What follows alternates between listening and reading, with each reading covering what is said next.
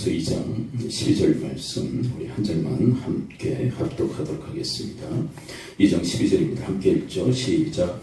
그러므로 나의 사랑하는 자들아 너희가 나 있을 때뿐 아니라 더욱 지금 나 없을 때에도 항상 복종하여 두려워 떨림으로 너희 구원을 이루라. 아멘. 본문에 보면 구원을 이루라는 말씀이 기록되어 있죠. 우리가 가지고 있던 기본 상식과는 좀 거리가 있는 말씀이다 이렇게 받아들여지게 됩니다. 구원은 이미 받은 것인데 왜 또 뭘 이루라고 하는가 그렇게 의문을 품게 되는 것이죠.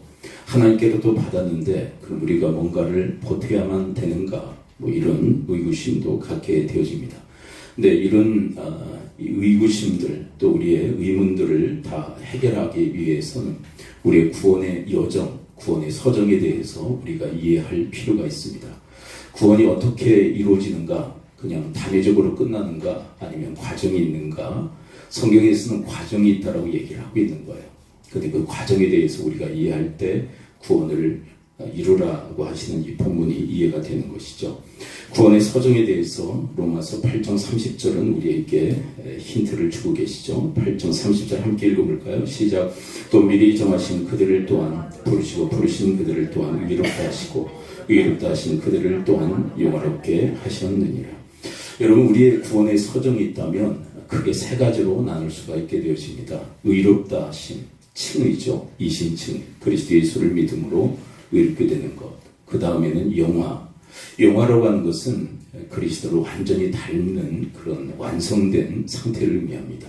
그리스도의 영광의 부활의 몸에 우리도 동참해서 우리가 다 죽지만 그리스도의 재림의 날에 우리의 몸도 영광의 몸으로 부활할 것을 이야기하시는 거죠. 그게 영화입니다. 근데 우리 육신의 영광만을 얘기하는 것이 아니라 우리의 내면의 우리 형상, 그리스도의 그 형상을 완벽하게 회복하는 바로 그때 그것을 영화라고 얘기하는 거죠. 근데 그것은 앞으로 장래의 미래에 있을 일입니다. 칭의는 어떻습니까? 이미 이루어진 거죠. 예수 그리스도를 믿음으로 이미 우리는 구원을 받았고 영생을 얻었습니다. 이것을 통틀어 칭의라고 얘기하죠. 여러분 예수 믿으시죠? 그렇다면 여러분들은 이미 구원을 받은 존재들입니다. 의롭다 하심을 그리고 영생을 얻은 존재들이죠. 그리고 앞으로 장래에 그리스도께서 다시 오실 때 우리는 완전한 그리스도의 형상을 회복하고 그리고 영광의 몸에 동참하는 이 영화의 때가 우리를 기다리고 있습니다. 그렇다면 이 칭의와 영화의 과정에 뭐가 있을까요? 이 과정에 성화가 있는 거예요. 성화.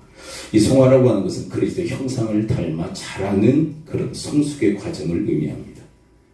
그렇죠? 그리스도의 형상을 닮아가는 과정. 이 과정이 우리의 신앙생활이다. 이렇게 말할 수 있게 될 것입니다. 자, 한번 따라서 고백해 볼까요? 칭의, 성화, 영화. 그렇다면 여러분 이미 이루어진 건 뭐죠? 칭의는 이미 이루어졌죠. 우리가 그리스도 예수를 믿어 이미 의롭다함을 얻은 줄을 믿습니다. 전적인 하나님의 은혜입니다. 그렇죠? 그리고 우리가 영생을 얻고 구원함을 얻었습니다. 이 칭의가 이미 이루어졌죠. 근데 성화는 어때? 과정. 이루어야만 될 줄 믿습니다. 그 영화도 앞으로 그리스도의 예수의 그 재림의 날에 이루어질 것이기 때문에 이루는 그런 과정 속에 우리가 있다라고 주님은 우리에게 말씀하고 있는 것입니다. 자, 그렇다면 여러분 이런 구원을 이루는 과정에 있어서 이 성화의 과정에 있어서 절대적으로 필요한 게 뭘까요? 빌립보서 2장 12절을 다시 한번 읽어볼까요? 이 본문 구원을 이루라 어떻게 이룰 것인가에 대한 중요한 방편 단어 하나를 여러분들이 찾으시면 됩니다. 빌립보서 2장 12절 함께 읽어봅니다. 시작. 그러므로 나의 사랑하는 자들아 내가 나 있을 때뿐 아니라 더욱 지금 나 없을 때에도 항상 복종하여 두렵고 떨림으로 너의 구원을 이루라. 여기에서 구원을 이루는 가장 중요한 방편 하나는 뭘까요? 네, 뭐죠? 어떤 단어가 여러분들의 눈에 들어오십니까? 구원을 이루는 과정에 있어서 가장 중요한 핵심적 단어가 있다면 그게 뭐인 것 같으세요? 복종이라는 단어예요. 여러분들은 복종하셔야만 되는 줄 믿습니다. 이것을 좀 순화시켜서 얘기한다면 순종 이렇게 얘기할 수 있겠죠. 순종, 복종 둘을 합해서 순복 이렇게 얘기하죠. 여러분 우리가 하나님의 뜻에 우리가 순종할 때 복종할 때 비로소 우리는 그리스도의 형상을 닮아가게 되어질 줄을 믿습니다. 근데 이 12절은 무엇과 연관이 되어져 있느냐면 11절과 연관이 되어 있어요. 11절의 연장이 12절이에요. 11절을 한번 볼까요? 11절의 신앙 고백이 있죠. 이 신앙 고백에 대한 내용, 그것이 바로 12절입니다. 11절을 한번 가서 읽어볼까요? 12절 함께 읽어봐요. 시작. 모든 입으로 예수 그리스도를 주라 시인하여 하나님 아버지께 영광을 돌리게 하셨느니라. 여러분, 왜 우리가 복종해야 되죠? 그리스도가 우리의 뭐가 되셨기에? 주가 되셨기에. 예. 여러분, 이 주님의 이 주권을 인정하는 것은 신앙의 시작에 있는 거예요. 시작. 어떤 분들은 믿음이 나중에 좋아져서나 우리가 고백하는 것이 이 주님의 주권이다. 그래서 멀리 떨어뜨려 놔요. 아니에요. 그건 자기 생각이에요. 자기 생각. 너무 부담스러우니까 멀리 떨어뜨려 놓는 거예요. 여러분, 신앙의 시작점에 예수님의 구원자 되심을 믿는 거고 예수님의 주인 되심을 믿는 거예요. 한 짝이지 분리되는 게 아니에요. 여러분, 동전의 양면이 있잖아요. 앞과 뒤가 있잖아요. 그렇죠. 앞뒤가 있잖아요. 근데 떼면 어때요?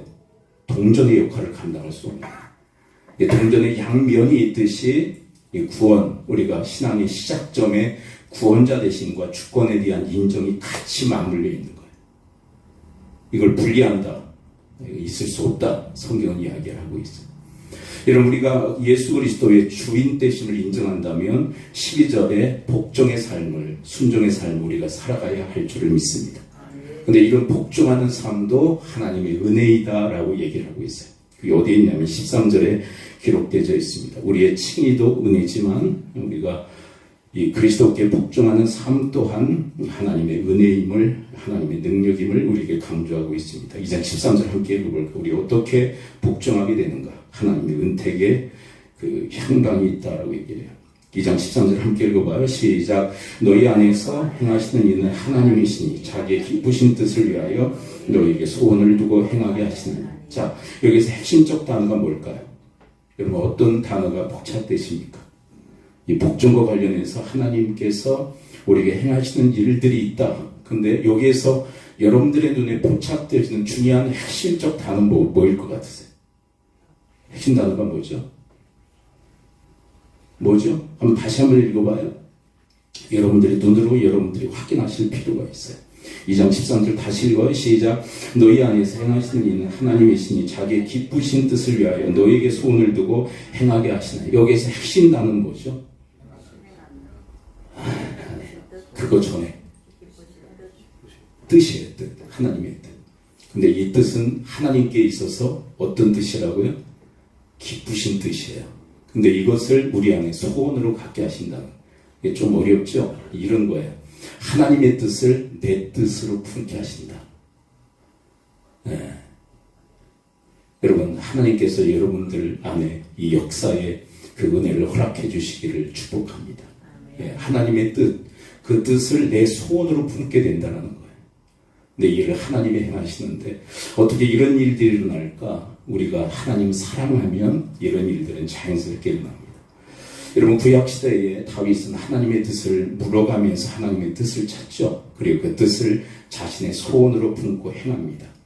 그래서 하나님께서 이렇게 얘기하시죠. 내 마음이 합한 자다. 근데 왜 다윗은 하나님의 뜻을 그토록 찾고 자신의 소원으로 품을까요? 하나님 사랑하기 때문에 그래요. 여러분, 우리가 여러 번 살폈던 이 다윗의 하나님 뜻 찾는 그 장면, 사무엘상 23장 1절부터 함께 한번 읽어보도록 할까요? 1절, 2절. 자, 그 일나의 환난 소식을 듣고 하나님의 뜻을 찾는 다윗. 자, 함께 한번 읽어봐요. 1절, 2절 시작. 사람들이 다윗에게 전하여 이르되 보소서 블레셋 사람이 그 일날을 쳐서 그 다장마당을 탈취하이다 하니 이에 다윗이 여호와께 묻자와 이르되 내가 가서 이 블레셋 사람들을 치리까? 여호와께서 다윗에게 이르시되 가서 블레셋 사람들을 치고 그 일날을 구원하라 하시니. 네. 근데 왜 다윗은 하나님의 뜻을 왜 이토록 찾는 것일까요? 그리고 왜 하나님의 뜻을 자신의 소원으로 품는 것일까요? 다른 이유가 아니에요. 하나님 사랑하기 때문에. 근데 왜 다윗은 하나님 사랑하죠? 그 원인이 어디에 있냐면 하나님이 자기를 사랑한다는 것을 알기 때문에 그래요. 하나님이 자기를 지극히 사랑하신다는 사실을 깨달았기에 그도 하나님 사랑의 반응을 가지고 있는 것. 여러분과 저의 인생 속에도 이 다윗에게 역사하셨던 하나님의 그 역사심이 동일하게 이루어질 수 있게 되기를 축복합니다. 근데 여러분, 이 다윗과 비교되는, 대비되는 한 인물이 있죠. 누구죠? 전 임금 사울. 근데 그 사울에 대한 하나님의 평가 한 문장으로 이렇게 기록되어 있습니다. 역대상 10장 14절. 다윗과는 사뭇 다른 그의 모습. 14절 함께 읽어요. 시작. 여호와께 묻지 아니하였으므로 여호와께서 그를 죽이시고 그 날을 이새의 아들 다윗에게 넘겨주셨더라. 사울의 가장 큰 특징 뭐예요? 묻지 않았다. 이게 뭐에 관심 없는 거예요? 하나님의 뜻에 관심 없는 거예요. 그러면 뭘 위해서, 누구의 뜻을 위해서 고군분투했던 인생? 자신의 뜻을 위해서 살았던 인생. 이 사람은 왜 이럴까? 하나님의 사랑에 그 눈꼽만큼도 하나님을 향한 사랑이 없어요. 하나님의 뜻에 순복하는 삶도 없었고요. 하나님의 뜻을 찾는, 묻는 기도조차도 없었던 사람. 그래서 사울이 임금으로 행했던 그 시대는 암흑 시대였어요. 왜요? 왕이, 지도자가 하나님의 뜻을 묻지 않으니 그 시대는 암흑 시대가 된 거예요. 근데 다윗을 왜 하나님께서는 마음에 합한 자 기쁨으로 여기실까요? 하나님의 뜻을 찾아요. 왜? 하나님 사랑하기. 그리고 휘하 부하들이 반대하죠. 우리 국가 석자인데 누굴 돕습니까? 그 일을 가서 구원하라고 하니까 이 부하들이 어떻게 보면 다윗이 한심스러운 거예요. 우리도 힘든데, 지도 힘든데 누굴 돕겠다는 거예요. 그래서 반대하잖아요. 그럼에도 불구하고 하나님의 뜻을 자기의 소원으로 품고 행했던 그가 바로 다윗이었어요. 여러분과 저는 이 다윗의 후예가 되어지실 수 있게 되기를 축원을 드립니다. 그렇다면 여러분, 우리가 성화 구원, 영화 구원을 이루기 위해서는 이 하나님의 역사에 동참하시는데, 하나님 이끄시는 대로 여러분들이 순종하며 따르실 수 있게 되기를 축복합니다. 그때 성화의 과정, 그리스도 형상을 닮은 형상, 구원을 이루는 과정, 그렇게 얘기해요. 그런데 이것과 반대되는 이야기를 하셔요. 무슨 얘기냐면, 이렇게 하나님 말씀에 순종해야 된다. 우리가 복종까지도 해야 된다. 근데 이렇게 해서는 안 된다. 이제 부정적 그런 차원의 메시지를 또한 전합니다. 뭐 하지 말아야 될까? 2장 14절 함께 읽어볼까요? 14절 함께 읽어봐요. 시작. 모든 일을 원망과 시비가 없이 하라. 원망하지 마세요. 시비하지도 말고. 원망은 쉽게 얘기한다면 불평. 근데 원망, 불평 이렇게 말씀을 들으면 어떤 민족이 생각나나요? 이스라엘 민족. 출애굽 이후에 광야 시대에 돌입해서 얼마나 원망해요. 불평하고. 한번 그 장면을 함께 따라가 볼까요? 출애굽기 14장 11절. 이 홍해 앞에 놓였을 때 뒤에서는 애국 군대가 추격해오는 이런 사면 초과의 상황에 몰렸을 때 이스라엘 백성들의 행동, 그건 한마디로 원망이었어요. 14장 11절 함께 읽어봅니다. 시작. 그들이 또 모세에게 이르되 애굽에 매장지가 없어서 당신이 우리를 끌어내어 이 광야에서 죽게 하느냐? 어찌하여 당신이 우리를 애굽에서 이끌어내어 우리에게 이같이 하느냐? 12절. 우리가 애굽에서 당신에게 이른 말이 이것이 아니냐? 이르기를 우리로 내버려 두라. 우리가 애굽 사람을 섬길 것이라 하지 아니하였더냐? 애굽 사람을 섬기는 것이 광야에 죽는 것보다 낫겠노라. 그런 절체절명의 위기 속에서 그는 하나님을 향해서 원망과 불평을 쏟아냅니다. 15장 24절을 볼까요?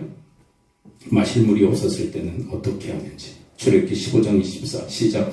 백성이 모세에게 원망하여 이르되 우리가 무엇을 마실까 하며 마실 물이 없자 목이 타들어가자 하나님을 향해서 원망해요. 16장 2절부터 3절을 또 함께 읽어볼까요? 자, 출애굽기 16장 2절부터 3절 시작. 이스라엘 자손 온 회중이 그 광야에서 모세와 아론을 원망하여 이스라엘 자손이 그들에게 이르되 우리가 애굽 땅에서 고기 가마 곁에 앉아있던 때와 떡을 배불리 먹던 때와 여호와의 손에 죽었더라면 좋았을 것을 너희 광야로 우리를 인도하여 내어 이 온 회중을 줄여 죽게 하는도다. 하나님을 향한 끊임없는 원망. 민수기 11장 4절부터 6절을 볼까요? 자, 계속 한번 읽어봅니다. 그들의 원망의 스토리. 끊임없는 원망과 불평의 역사. 민수기 11장 4절부터 6절 시작. 그들 중에 섞여 사는 다른 인종들이 탐욕을 품으며 이스라엘 자손도 다시 울며 이르되 누가 우리에게 고기를 주어 먹게 하랴. 우리가 애굽을 있을 때는 갑옷이 생선과 오이와 참외와 부추와 파와 마늘들을 먹은 것이 생각나거늘 이제는 우리의 기력이 다 이 만나 외에는 보이는 것이 아무것도 없도다 하니라.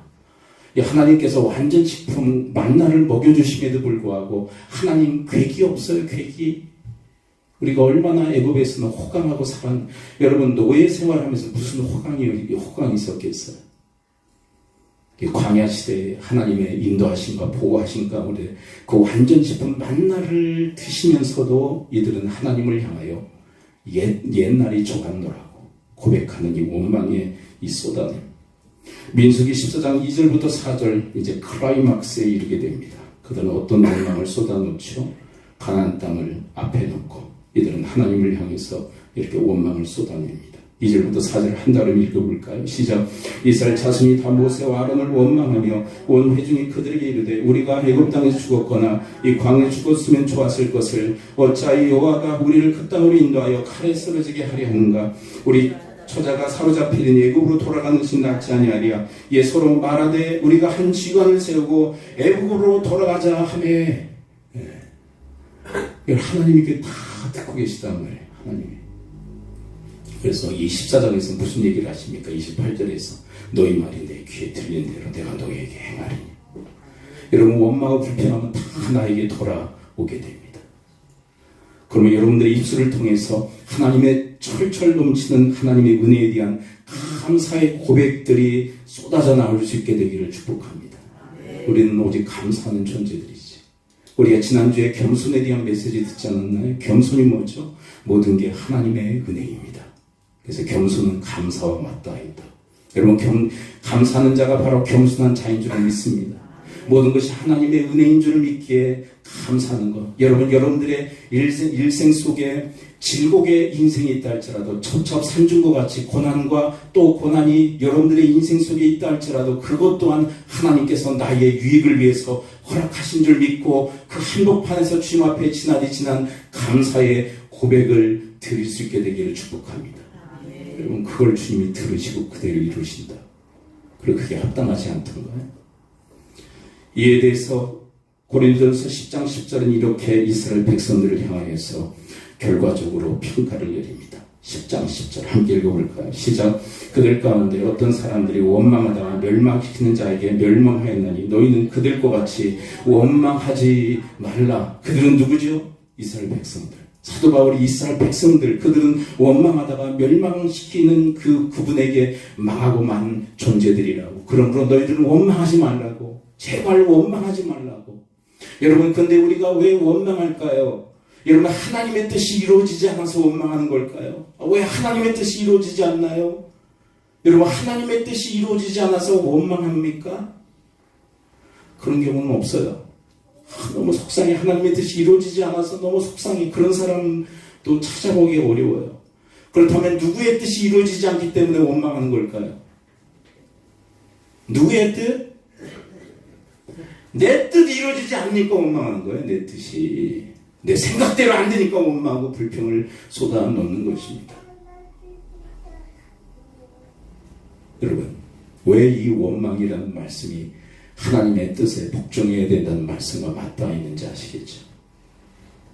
여러분, 내 뜻에 사로잡히면 끊임없이 원망. 내 생각대로 안 되니까, 내 뜻대로 안 되니까. 여러분들의 뜻대로 인생이 펼쳐집니까? 하나도 내 뜻대로 이루어지지 않아요. 그렇다면 밤낮 원망하고 불평하고, 그래서 이스라엘 백성들의 그 스토리가, 역사가 원망의 스토리였던 거예요. 자신의 뜻에 사로잡혔기. 그러면 성화를 이루게 되는 것이 아니라 우리는 더욱더 타락하는 하나님 형상을 상실하는 존재들을 될 수밖에 없다고 성경은 우리에게 경고하고 있는 것입니다. 원망과 또 뭐가 없이 하라고요? 빌립보서 2장 14절을 또 읽어볼까요? 시작. 모든 일을 원망과 시비가 없이 하라. 시비는 뭘까요? 이 시비도 똑같은 맥락이에요. 자기 마음에 안 드니까 시비 거는 거예요. 이건 자기 뜻에 안 맞으니까 시비 거는 거예요. 다투는 거죠. 자꾸 다투려. 왜 내가 생각되는 대로 안 되냐 이거예요. 왜 내 생각대로, 내가 생각한 대로 너희들은 왜 생각 안 느냐고 그러면서 상대를 비난하는, 그리고 다투는 것이 바로 시비예요. 여러분, 그 대표적 인물, 저는 가룟 유다라고 생각합니다. 하나님 앞에 향유값을 깨뜨려 1년 연봉치나 해당하는 그 향유값을 깨뜨려 주님께 헌신했던 그 마리아가 마음에 들지 않았던 그 가룟 유다의 시비. 요한복음 12장 4절부터 6절을 함께 읽어볼까요? 그는 어떻게 시비 거는지 함께 들어봅니다. 4절부터 6절 시작. 제자 중 하나로서 예수를 잡아줄 가룟 유다가 말하되 이 향유를 어찌하여 300데나리에 팔아 가난한 자들에게 주지 아니하였느냐 하니, 이렇게 말하면 가난한 자들 생각함이 아니요 그는 도둑이라 동태를 맞고 거기 넣는 것을 훔쳐가니라. 그가 자신의 그 인간적 그 욕망을 포장하고 있는 거죠. 가난한 사람들을 도와야 되지 않겠느냐라는 것을 포장을 합니다. 여러분, 이게 신앙생활을 오래 한 사람들의 병폐예요. 자기 자신을 포장해요. 자꾸 뭘로요? 자기가 알고 있는 이 성경 지식들을 가지고 자기를 자꾸 포장합니다. 근데 하나님 앞에 통하지 않아요. 사람은 속을는지 몰라요. 근데 하나님은 속지 않으세요. 하나님은 속을 꿰뚫어 하시는 분이에요. 어떤 진심을 가지고 있는지를 아셔요. 이 사람의 진심은 뭐예요? 가난한 자들을 위한 게 아니에요. 돈에 대한 욕심 때문에 그러지. 그래서 그토록 주님께 헌신했던 1년치 연봉을 드렸던 그 여인에 대해서 시비 걸고 있는 거예요. 그리고 구약시대에는 에브라임 지파가 시비의 대명사였죠. 에브라임 지파가 어떻게 시비 거는지 함께 볼까요? 사사기 8장 1절 함께 한번 읽어봅니다. 8장 1절. 기드온 시대에 미디안과의 싸움 전쟁 이후에 등장해서 늦게 나타나서 하는 이야기. 8장 1절 함께 읽어봐요. 시작. 에브라임 사람들이 기드온에게 이르되 내가 미디안과 싸우러 갈 때 우리를 부르지 아니하였으니 우리를 이같이 대접하면 어찌 됨이냐 하고 그와 크게 다투는지. 안 불러서 안 왔다는 거예요. 근데 지금 왜 와요? 지금 왜 와요? 시비 걸러 온 거예요. 근데 안 불렀어도 소식은 들리지 않았겠어요? 미디안과의 전쟁 소식이 급속도로 자신들의 귀에 들어왔을 거예요. 근데 왜 안 가요? 자신들을 위해서. 자기들의 유익만을 구하는 거예요. 민족 공동체 어떻게 되면 상관없다는 거예요. 자기들의 유익만을 위해서 오지 않은 거예요. 그리고는 전쟁이 다 끝난 다음에 왜 안 불렀냐고. 근데 우리 가끔 이렇게 인간관계를 이렇게 맺고 살아가다 보면 정작 중요한 때 안 나타나. 근데 끝나고 나타나. 그리고 왜 얘기 안 했냐고 그래. 속상해 죽겠어요, 정말. 근데 지금 어떻게 알고 와? 끝난 건 정확히 알고 와. 이게 안다는 거야. 아는데 아는 거야. 자기 유익만을 구하는 거죠. 이들이 입다 시대에도 똑같은 일을 저지릅니다.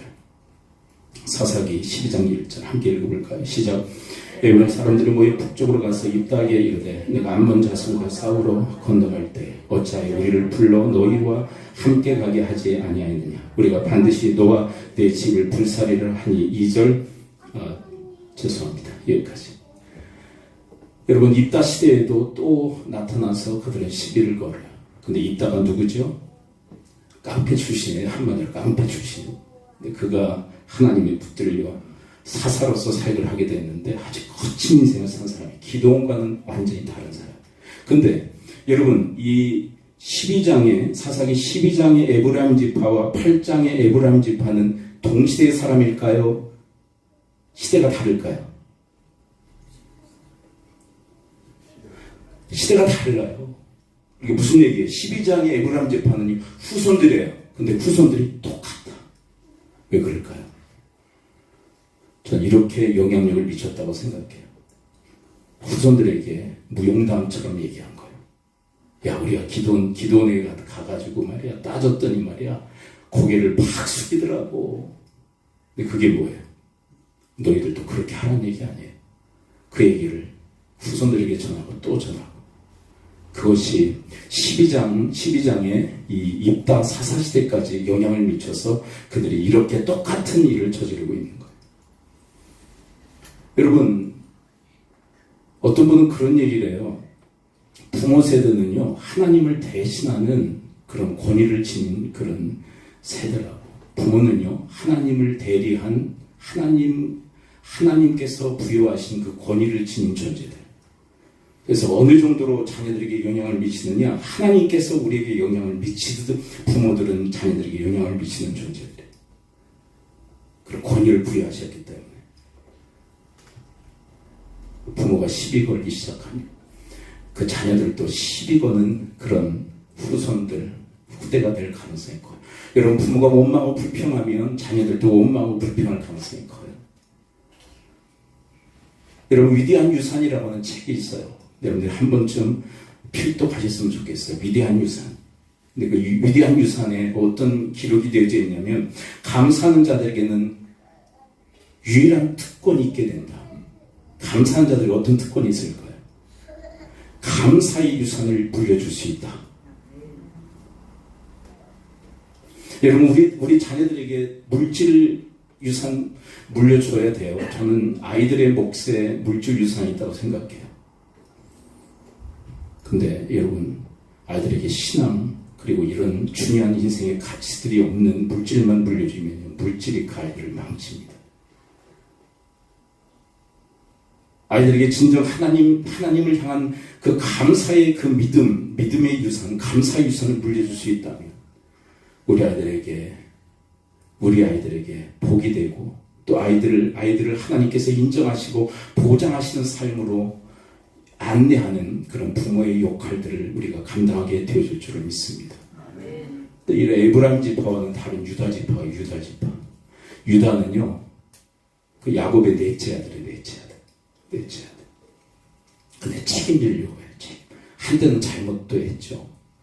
잘못도 저지르는데 요셉에게 찾아가 이제 공물을 이렇게 받는 그 과정에서 안 된다고, 줄 수 없다고, 그리고 뭐 동생 베냐민을 데려와라. 그래 데려왔을 때 또 여러 가지 좀 우여곡절에 의해서 억울하는 그런 일들이 일어나죠. 근데 그때 책임지겠다고 나선 이가 유다예요. 근데 그 영향력이 흐르고 그 유다 지파에서 누가 탄생합니까? 다윗이 나오고 그 유다 지파에서 예수 그리스도가 탄생해요. 그러므로 사랑하는 성도 여러분, 우리가 우리 당대로 끝나는 거 아닙니다. 원망하고 시비하는 그런 당대로 끝나는 게 아니에요. 그게 엄청난 파장으로 우리 다음 세대에게 영향을 미쳐요. 여러분, 오직 오늘 말씀처럼 항상 하나님의 주권을 인정하며 주의 주권을 인정하며 그분께 순복하는 삶을 살아갈 수 있게 되기를 축복합니다. 그분이 원하시는 가장 첫 번째 넘버원이 뭘까? 저는 감사라고 생각해요.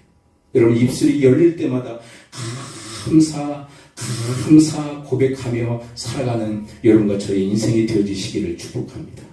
이렇게 될 때 어떤 일이 일어날까요? 이렇게 하나님의 뜻에는 순종하고 그리고 원망과 시비 없이 살아갈 때 우리 인생에는 어떤 보장이 있을까요? 빌보서 2장 15절 함께 읽어봅니다. 시작.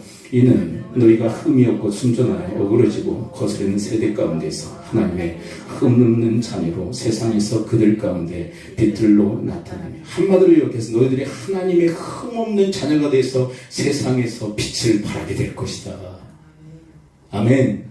너희들이 흠없는 그리고 온전한 하나님의 자녀들, 자식들이 되어서 세상에서 빛된 삶을 살아갈 것이다. 이것을 약속하고 계세요.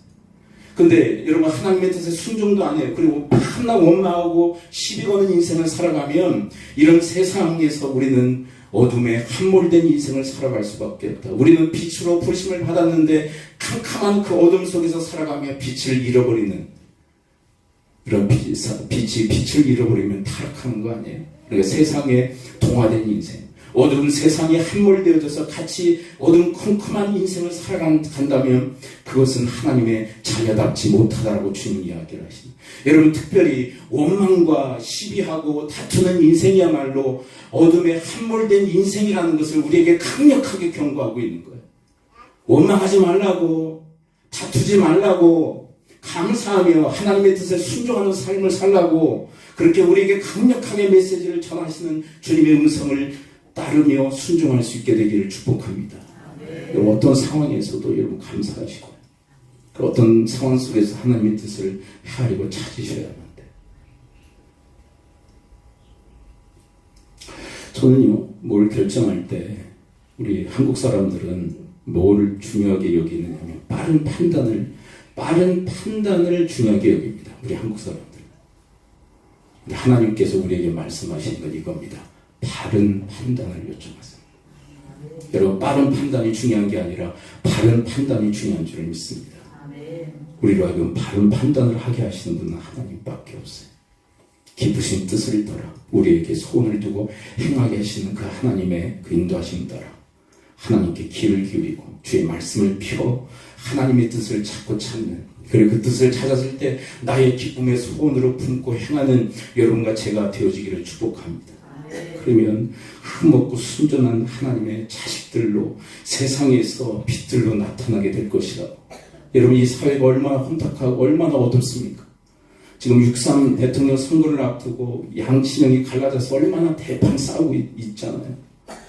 우리 그리스도인들도 이런 세상에 함몰되어져서 서로 양친형으로 분리돼서 쌈박질을 하고 있는 이 시대 속에서 하나님은 우리를 빛들로 부르셨는데 이런 이 부르심에 합당행하는 여러분과 제가 되어지기를 축복합니다. 16절 마지막으로 읽어볼 어떤 결과가 있을까요? 하나님의 뜻에 순복하며 그리고 원망과 시비 없이 살 때 우리 인생 속에 허락되어지는 결과. 2장 16절 함께 읽습니다. 시작. 생명의 말씀을 밝혀 나의 다름질이 헛되지 아니하고 수고도 헛되지 아니하므로 그리스도의 날에 내가 자랑할 것이 있게 하려 함이라. 아멘. 이건 언제? 용화의 때. 자랑할 게 있게 될 것이라고. 부끄러움이 없게 될 것이라고. 여러분, 우리가 생명의 말씀을 밝혀라는 것은 굳게 지키는 거예요. 여러분, 생명의 말씀을 굳게 붙드시기를 축원을 드립니다. 생명의 말씀을 굳게 지킬 수 있게 되기를 축원을 드립니다. 여러분, 우리가 붙드는 것은 이념도 아니에요. 이념 나부랭이가 아니에요. 우리가 붙들어야 될 것은 오직 하나님의 말씀인 줄을 믿습니다. 그 생명의 말씀, 진리의 말씀을 붙들어야만 돼요. 그때 우리의 다름질과 우리의 수고가 헛되지 않고 그리스도의 날에 자랑할 것이 있게 될 것이라. 근데 이것은 자기 중심적 인간적 자랑을 의미하는 게 아니에요. 여러분, 그리스도인의 자랑은 하나님인 줄 믿습니다. 하나님을 자랑합니다. 네, 하나님께 영광 돌리는 그 자랑. 이에 대해서 좀 더 리얼하게 고린도전서 3장 13절부터 우리에게 말씀하고 계세요. 이 말씀의 의미가 뭔지를 좀 더 명확하게 이해하게 하는 본문, 고린도전서 3장 13절부터 15절 함께 읽어볼까요? 시작. 각 사람의 공적이 나타날 터인데 그날이 공적을 밝히리니 이는 불로 나타나고 그 불이 각 사람의 공적이 어떠한 것을 시험할 것입니다. 만일 너희 그 위에 세운 공적이 그대로 있으면 상을 받고 15절 누구든지 그 공적이 불타면 해를 받으리니 그러나 자신은 구원을 받되 불 가운데서 받은 것 같으리라. 여러분, 우리의 공적이 우리가 행한 모든 것들을 주님께서 마지막 날 불시험으로 다 시험하실 거예요. 근데 거기서 다 불타버린다면 우리는 부끄러운 구원을 받을 수밖에 없다고. 근데 그 불시험 가운데서 우리의 공적이 타지 않고 남아있다면, 오늘 본문의 메시지와 맥을 같이 한다면 우리의 다름질과 우리의 수고가 헛되지 아니하면 이 말씀과 동일한 메시지인 것입니다. 마지막에 다 불로 다 태우실 거예요. 근데 우리가 주님의 뜻을 붙들고 그 뜻에 순복하며 살아간다면, 그리고 원망과 시비 없이 살아간다면 우리의 공적은 불시험 가운데 다 나타나게 되어줄 줄을 믿습니다. 그래서 부끄러움이 없는 주님의 자녀들로, 부끄러움이 없는 그리스도인으로 주님 앞에 서게 될 것이다. 영화 아닌가요? 영화? 어떤 분들은 이런 얄팍한 생각을 가지고 살아가는 분도 있어요. 나중에 그리스도의 재림의 날 우리의 몸도 우리의 형상도 완벽하게 영화롭게 될 텐데 무슨 수고가 필요하겠어. 그냥 살다가 받으면 되지. 이걸 성경 뭐라고 얘기하냐면 미성숙이라고 얘기해요. 미성숙하다. 여러분, 이미 우리를 구원하신, 우리를 의롭다 하신 주님의 은혜에 감사하고 앞으로 영화롭게 하실 그 은택의 그 은총을 감사하며 이 삶의 과정을 여러분들이 감사로 하나님 앞에 제사 드리기를 바라고, 그리고 감사함으로 하나님의 뜻에 기꺼이 내 소원으로 품고 그 말씀에 순복하는 그런 삶으로 주님 앞에 힘써 드리는 성숙한 그리스도인들을 다 되어지시기를 축원을 드립니다. 기도할까요?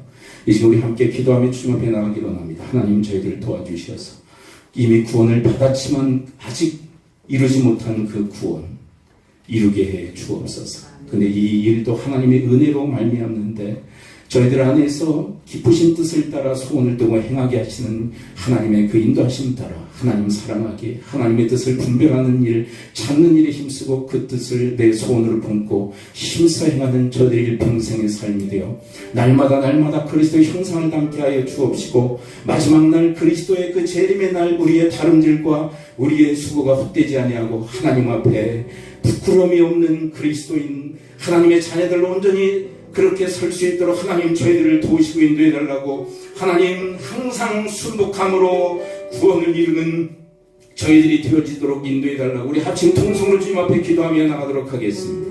아버지 하나님, 오늘 말씀해 주시니 감사를 드립니다. 예수 그리스도 그 이름을 믿음으로 저희들을 의로부터 하시고 영생을 얻게 하시며 구원을 얻게 하셨을 뿐만 아니라 아버지 하나님, 저희들 그리스도의 날, 마지막 날 저희들을 영원롭게 하실 그 영광의 날을 바라보며 아버지 하나님, 저희들의 몸도 그리스도의 그 영광의 부활의 몸과 같이 그렇게 부활시키실 것을 믿고 저들에게 완성하실 그날 저들의 형상도 그리스도의 형상, 완벽한 그 형상을 회복하실 그 날이 저희들을 기다리고 있는 줄을 믿습니다. 그 은택의 그날, 그때를 저들이 기다리며 이 인생의 이 과정 속에서 아버지 하나님, 날마다 주님의 은혜에 감사하고 하나님 앞에 감격하며 기쁨의 제사를 드리게 하여 주옵시고, 이 과정의 삶이 하나님의 그 은혜, 하나님의 그 뜻, 하나님의 그 저희들을 향하신 그 소원을 저희들이 분별하며 그 소원을 나의 기쁨의 뜻, 기쁨의 소원으로 받아들이고 그것을 행하는 그런 일평생의 삶이 되어지도록 하나님 저희들의 마음을 지키시고 저희들의 생각을 지키시며 저희들의 삶을 인도해 주시옵기를 원합니다.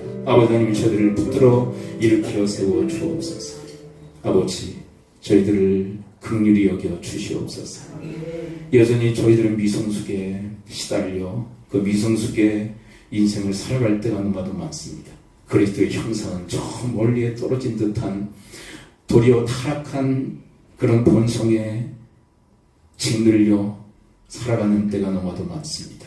이런 저희들 긍휼히 여기시사 하나님 성령의 능력의 역사를 통하여 기쁘신 뜻을 나의 소원으로 품고 위하여 행하는 주님의 자녀들 되게 하여 주시옵소서.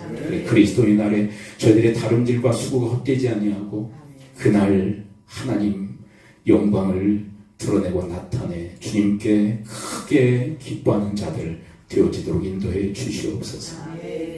여러분들 아픈 부에 손을 얹으십시오. 그리고 하나님의 감동 주신 분 가슴에 품으시고 손을 얹으십시오. 내가 주 예수 그리스도의 이름으로 명하노니 모든 질병의 세련 이 시간부로 다 무기를 받고 떠나갈지어다. 고침 받을지어다. 강건의 복이 임할지어다. 예수 그리스도의 이름으로 축복하며 기도합니다.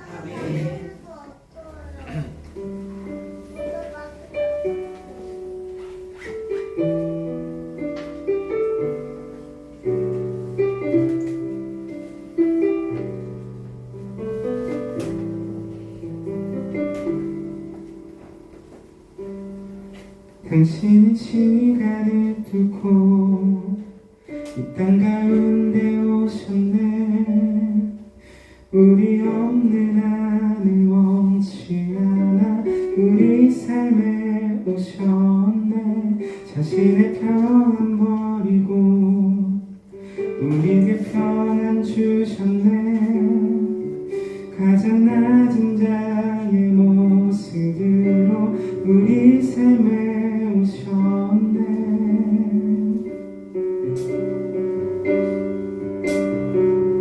하나님 우리와 영원히 함께 하시네. 꿈없는 우리에게 그 나라 보여주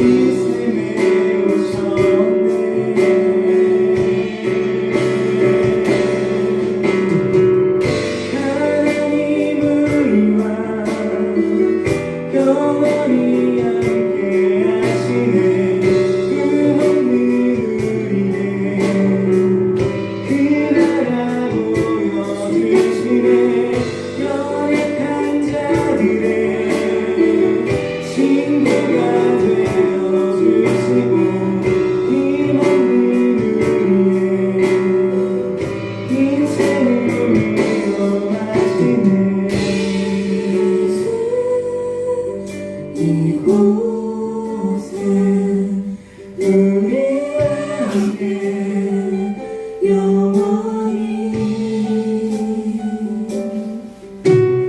예수 이곳에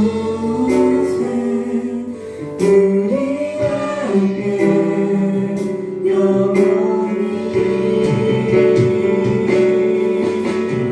예수 이곳에 우리와 함께 영원히 하나님 우리와 영원히 함께 하시네 끝없는 은혜 그 나라 보여주시네 연약한 자들의 친구가 되어주시고